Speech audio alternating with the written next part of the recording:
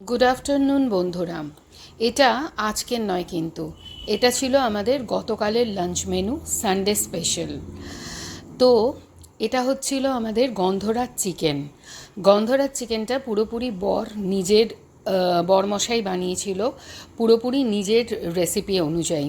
ও খুব ভালো বানায়, এটা দুর্দান্ত টেস্টি হয়েছিল খেতে। রেসিপিটা দরকার হলে আমি অবশ্যই চেষ্টা করব ওর কাছ থেকে জেনে নিয়ে দেওয়ার। এটা পুরোপুরি ওর রেসিপি ছিল, সেই হিসেবে বানিয়েছিল কালকে সানডে স্পেশাল গন্ধরাজ চিকেন। খেতেও কিন্তু দুর্দান্ত টেস্টি হয়েছিল। আর তার সাথে যেটা বানিয়েছিলাম, এটাতে আমি ওকে কোনো হেল্প করিনি, খালি পেঁয়াজ, আদা, রসুন এগুলো একটুখানি কেটে টেটে দিয়েছিলাম। আর আমি আলু দিতে বলেছিলাম বলে একটু আলুও দিয়েছিল এটার মধ্যে। এটাতে বেসিক্যালি আলু পড়ে না, দিয়েছিল আমারই জন্য। আর তার সাথে বানিয়ে নিয়েছিলাম আমার খুব ফেভারিট কাজু বাদাম দিয়ে, ঘি দিয়ে জিরা রাইস। এটা বানাতেও কম সময় লাগে, তাড়াতাড়ি হয়ে যায়, টেস্টি হয়।